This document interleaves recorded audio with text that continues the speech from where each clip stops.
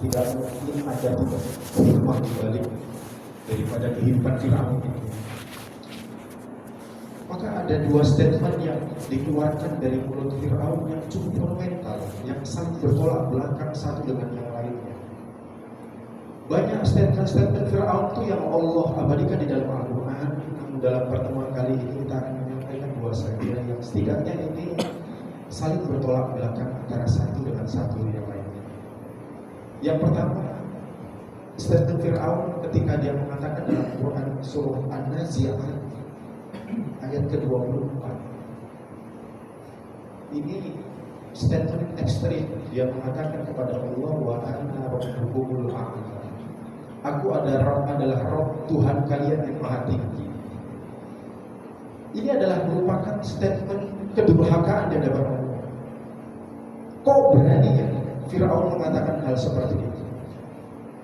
Tapi ternyata hadirin yang Allah, ternyata statement Firaun itu tidak berhenti sampai di sini. Statement kedua yang dikeluarkan dari lisan Firaun yang cukup luar biasa. Dia mengatakan kepada Allah, qul amantu annahu la ilaha illalladzi amanat bihi banu Israil wa ana minal muslimin. Aku beriman kepada Allah, Tuhannya Bani Israil, dan aku termasuk orang yang berserah. Hadirin, kalau kita melihat dua ayat ini saling bertolak belakang. Di ayat pertama tadi surah An-Nazi'at dia mengatakan dirinya Tuhan.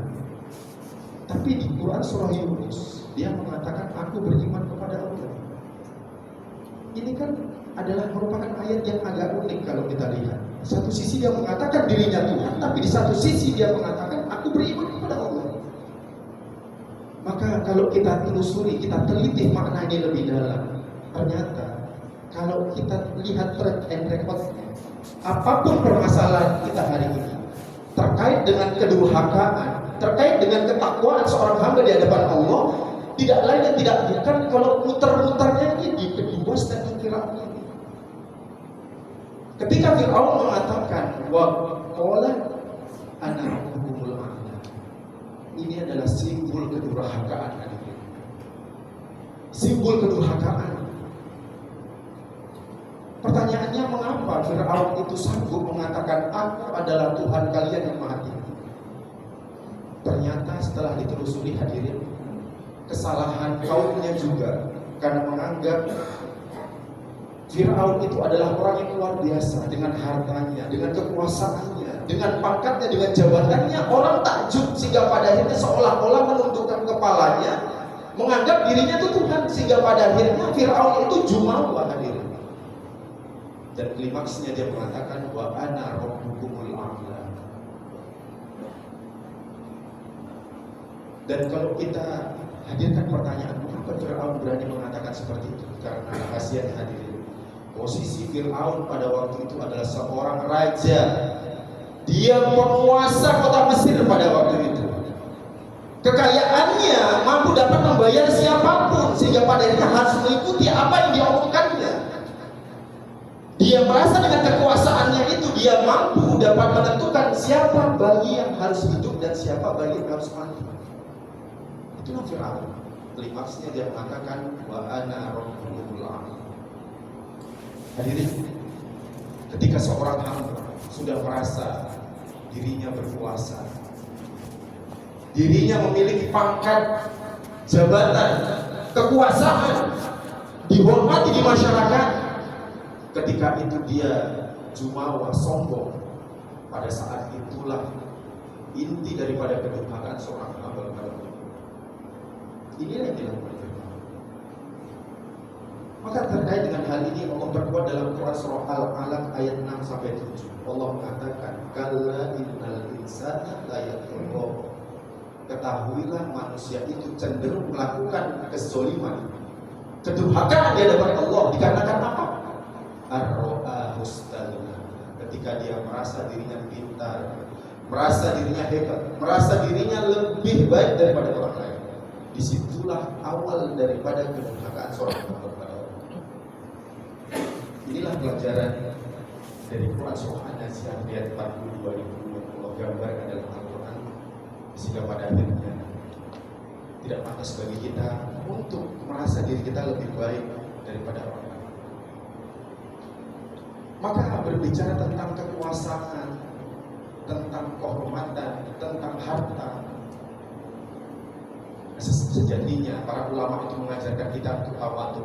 Imam Syafi'i itu pernah mengatakan, arfa'un nas qadrun man la yara qadrun.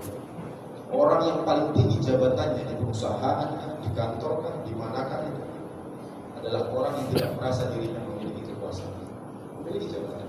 Wa akbarun nas fadlan man la yara fadlan. Adalah ketika seorang hamba memiliki keutamaan di masyarakat, banyak jasa, banyak sumbangsinya terhadap umat, tapi dia tidak merasa dirinya memiliki keutamaan. Tawadhu kan, sehingga pada akhirnya tidak hadir rasa sombong di dalam diri kita. Hadirin oleh Allah Subhanahu wa taala. Statement kedua, Fir'aun mengatakan, aku beriman kepada Allah, Tuhan Bani Israil. Mengapa Fir'aun berani mengatakan hal ini? Kalau kita lihat di ayat yang pertama tadi, Fir'aun berani mengatakan dirinya itu adalah Tuhan dikarenakan Fir'aun pada waktu itu seorang raja, penguasa, orang kaya. Tapi ketika di ayat ini posisi Fir'aun pun sama. Tidak lain dengan posisi yang pertama, dia masih raja, dia masih kaya, berkuasa. Tapi pertanyaannya, kok Fir'aun mengatakan seperti itu? Ada apa? Kalau kita mungkin melihat awalnya kaya, tidak sudah miskin. Awalnya berkuasa, sudah hilang kekuasaannya. Begitu dia mengatakan aku beriman kepada Allah, wajar. Tapi dalam kondisi kaya masih berkuasa. Tapi kok dia berani mengatakan aku beriman kepada Allah setelah di ayat yang pertama tadi dia adalah merupakan simbol kekuasaan. Ternyata hadirin, rahasianya adalah ketika pada waktu itu Fir'aun sudah merasa dirinya tidak bisa melakukan apa-apa. Air laut sudah di hadapan matanya dan dia sendiri yang melihat pada waktu itu. Seluruh bala tentaranya ikut tenggelam bersama dirinya. Dia yakin pada waktu itu kekuasaan, kekayaannya tidak mampu dapat menyelamatkan dirinya dari arus laut yang cukup. Bayangkan hadirin, Tuhan tidak bisa berenang, yaitu Fir'aun. Dia merasa tidak memiliki apa-apa. Dia merasa lemah pada waktu itu. Maka pada waktu itu dia berkata kepada Allah, aku beriman kepada Allah Tuhannya Bani Israil dan termasuk aku menyerah. Hadirin, pelajaran kedua, seseorang itu gak mungkin dia tunduk dan patuh kepada Allah ketika di dalam dirinya masih ada sifat sombong dalam diri. Bukankah arti Islam itu artinya menyerah? Kita lihat tentara-tentara yang ikut berperang itu, apakah mereka menyerah itu ketika persenjataan mereka masih lengkap, amunisi mereka masih banyak? Nggak akan mungkin, hadirin. Tentara-tentara itu menyerah dengan musuhnya dikarenakan amunisinya sudah habis, senjatanya sudah tidak ada. Baru disitulah mereka menyerah. Nah, disinilah puncak ketaatan kepada Allah. Ketika kita sudah merasa diri kita tunduk, merasa diri kita lemah kepada Allah, disitulah kita melakukan ibadah. Betapa banyak orang hari ini di luar sana, ketika panggilan azan berkumandang, dia masih sibuk dengan dunianya. Dia merasa santai di hadapan Allah. Coba kita belajar dari Nabi Ibrahim. Mengapa begitu ada perintah penyembelihan anaknya dia mau melakukan hal itu? Padahal Ibrahim itu bukan orang bodoh, Ibrahim itu adalah keturunan ras tercerdas di dunia. Tapi mengapa dia mau melakukan perintah Allah dengan menyembelih anaknya? Jawabannya satu, hadirin. Karena Ibrahim merasa bodoh di hadapan Allah.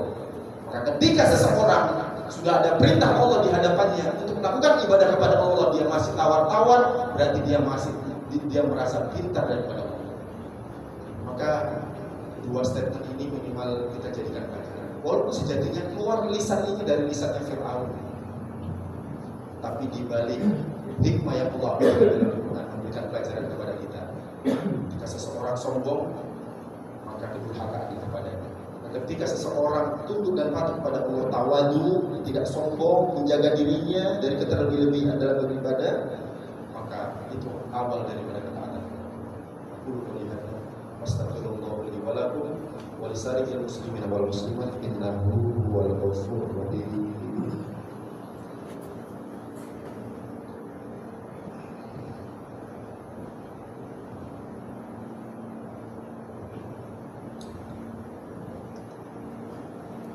Alhamdulillah wa kafa wassalatu wassalamu ala Rasulillahil Mustafa wa ala alihi wa ashabihi wa man asyhadu an la ilaha illallah wahdahu la syarika lah wa asyhadu anna Muhammadan rasulullah alladzi la nabiyya ba'dahu. Allahumma shalli wa sallim wa barik ala sayyidina Muhammadin sayyidil mursalin wa ala alihi wa ashabihi ajma'in faman tabi'ahum bi ihsan ila yaumil din.